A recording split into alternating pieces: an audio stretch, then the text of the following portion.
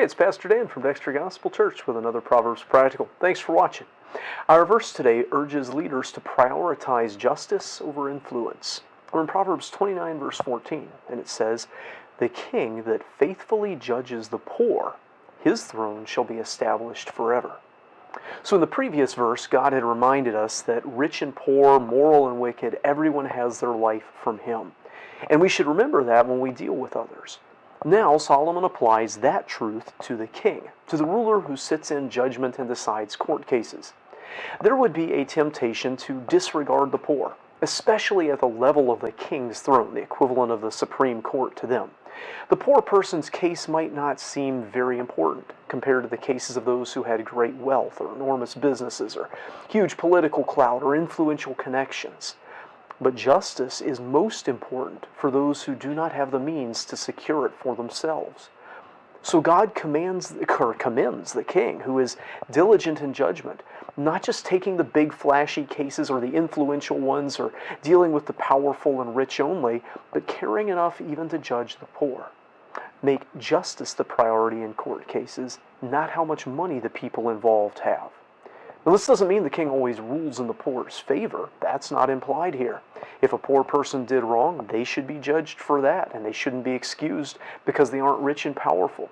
Their condition may be taken into account, but their judgment ought not be skipped. He needs to faithfully judge the poor. But likewise, being poor shouldn't mean they don't have a fair chance at court. They shouldn't be blamed for things they didn't do, and they shouldn't receive harsher judgment than those who have money, standing, or influence. They should be judged faithfully, reliably, diligently. And the king that does this, he says his throne gets established. He's like God in that he refuses to let respect of persons dictate which cases he takes or how he rules in them. He will give all fair and equal judgment under the law. How established could this be? Well, think of King David, Solomon's father. Remember when Joab used a wise woman of Tekoa in 2 Samuel 14 to influence King David about Absalom? She cast herself as a widow for that court case, a widow with only one living son and him in hiding. The only reason that ploy had a chance to succeed was because King David apparently took cases personally involving even the poorest and lowliest of the people. How about Solomon himself? Remember the famous case in which his wisdom was so established, in which he ruled between two women who both claimed a child? They were prostitutes. Yet when a child custody battle between even two such as this came up, it made its way all the way to the king, and he faithfully judged there. Now that's not to say that a leader or a king can handle every single case themselves. They physically, mentally, chronologically can't. But the issue that separated cases wasn't the social standing or wealth of the people involved, but rather the difficulty of the cases involved.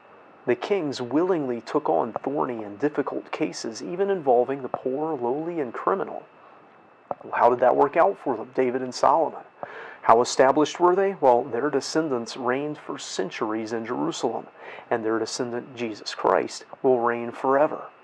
Not everyone who follows this principle will have quite that degree of establishment. However, those who view all humans as created equal and deserving of equal treatment under the law will tend far more to longevity than those who put other considerations first in deciding whom they will help and judge. Societies and leaders who do this will generally last longer than those that don't prioritize true justice. I hope this video is a help to you. If so, hit that thumbs up button, and if you haven't already, subscribe to our channel for more content like it. Until next time, I hope you stay well and put justice ahead of money.